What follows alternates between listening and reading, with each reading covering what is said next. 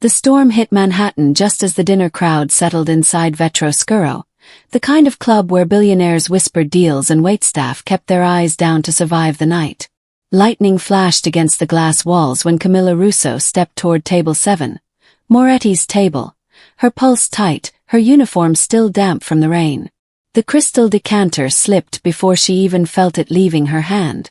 Red wine burst across Alessandro Moretti's charcoal suit. The room fell silent, the kind of silence that meant danger. Camilla froze.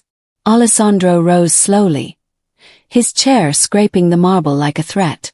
His voice was soft, almost amused. "Do you know what happens to people who ruin my evenings?" Camilla swallowed.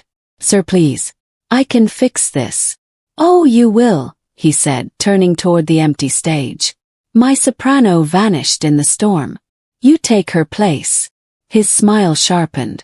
"Sing the Queen of the Night aria. Hit every note, and you walk out alive." The men at his table snickered. They saw a trembling waitress. Alessandro saw an inconvenience. But deep in Camilla's eyes, something flickered. Anger, memory, something he didn't recognize yet. And before the night ended, that spark would upend his entire empire. Want the full story? Like this video and subscribe to Canada's Heartfelt Tales. New chapters every week. The moment Camilla stepped onto the stage, the club's lighting sharpened into a cold glare that carved her silhouette into the darkness. Alessandro watched from his table, fingers tapping the stem of his glass, the room holding its breath. She wasn't supposed to survive this humiliation. She wasn't supposed to stand tall.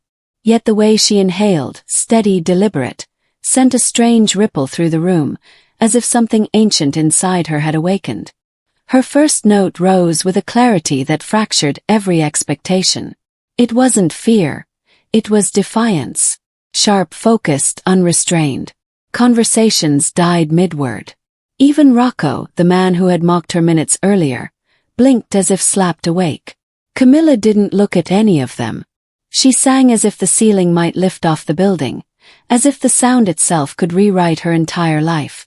Alessandro felt something in his chest shift. It wasn't softness.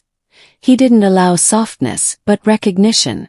A weapon that had been disguised as a waitress. When the final high note rang through the chandeliers and dissolved into silence, the room erupted. Men who ruled districts applauded like schoolboys. Camilla didn't bow. She simply stood there, breathing, her hands trembling with the effort not to fall apart. But in those tremors was a kind of power he had never planned for. That was when Sterling moved. He had been lurking in the back corner, silver hair perfectly combed, tailored suit immaculate, a predator pretending to mingle with guests. His gaze cut through the room and locked onto her like a sniper scope. He wasn't clapping. He was analyzing. Alessandro's shoulders tensed. "He knows," he muttered, barely audible. The next minutes blurred. The ring, the stunned reaction, the rushed exit into the rain. But the danger began the moment Sterling slipped away from the crowd. Camilla sensed it in the air, in the way Alessandro's grip tightened around her arm as they walked to the waiting car. His dominance wasn't possessive now. It was preparation, bracing for the storm he knew was coming. In the Bentley, as the driver pulled away, Alessandro gave her truths she never asked for. Her father's death. Sterling's cruelty. The secret that had cost the man his life. She listened without blinking, each revelation carving deeper into the hollow place she had carried since childhood. Her father hadn't abandoned her. He had tried to save someone else. The next wave hit fast. The gala. The simmering tension under chandeliers. Sterling's smile. Too polite, too knowing.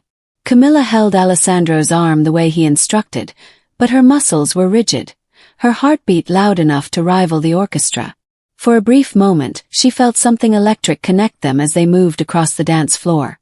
Two people acting, lying, surviving together. It wasn't romance.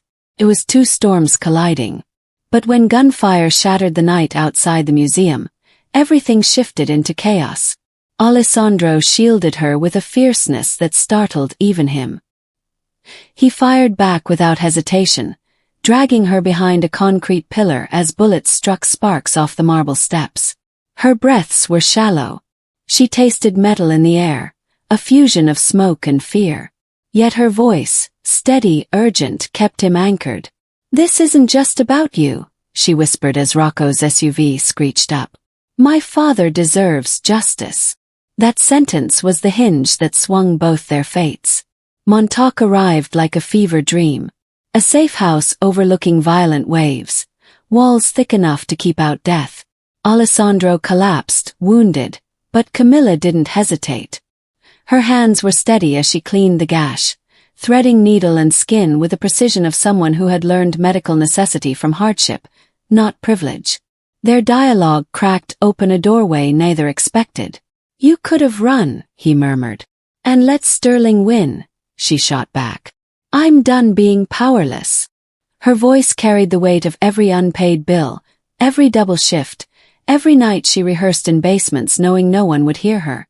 Alessandro had known dangerous people his entire life, but never someone dangerous for the right reasons. Then came the twist, the shipment. The revelation hardened Alessandro's face, sharpening all softness out of his features. "He's moving people," he said. "Girls. Tonight." That was the strike that split the emotional wave. Not fear.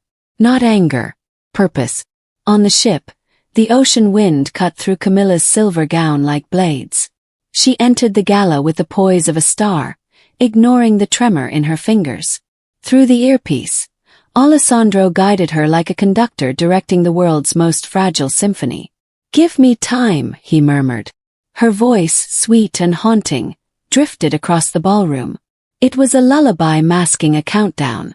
Sterling watched her with sharpened suspicion, though she never allowed her gaze to reveal anything.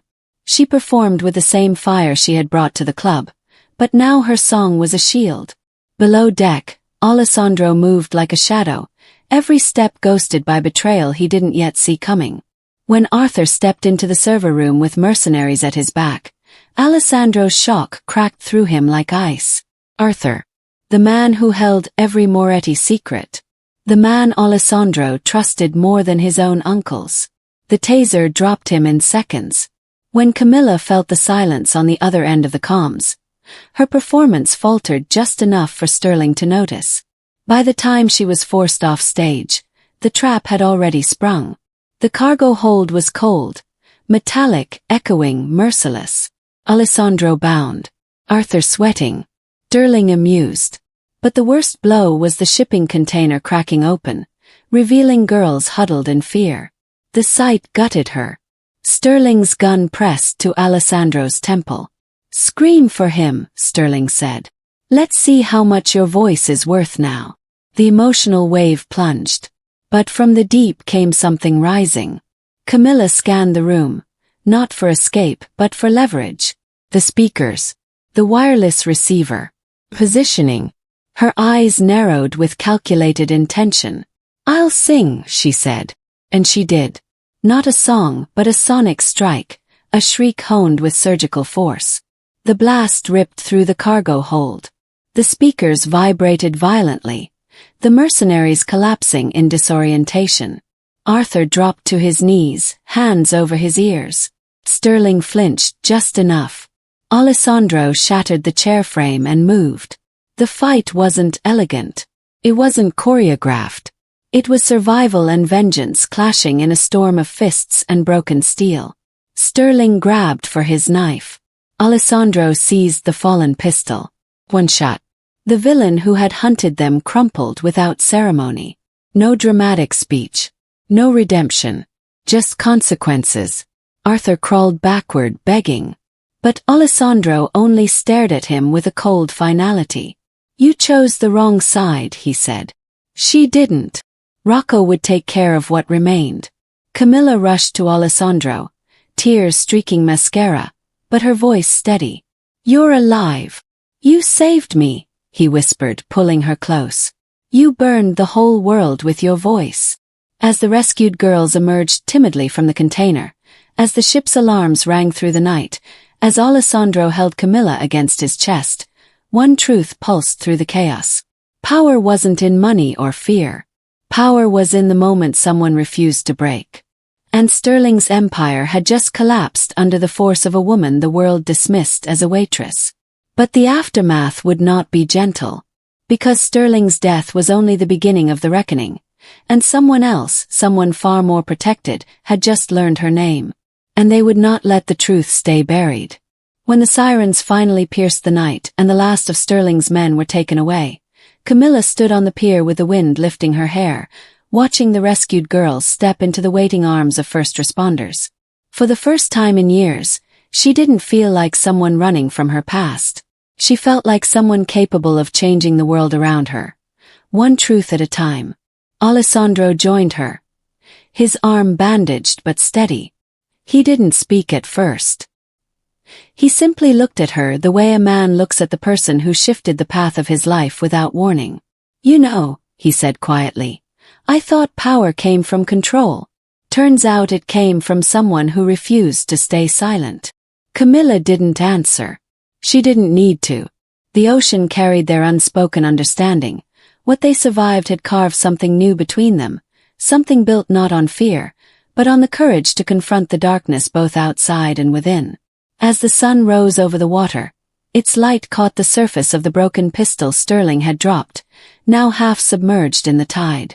It glimmered once before disappearing beneath the waves, swallowed by the morning. And that was the moment Camilla knew. Endings aren't written by the powerful, they're written by the brave. If this story moved you, please like, share, and subscribe to Canada's Heartfelt Tales so we can bring even more unforgettable journeys to life.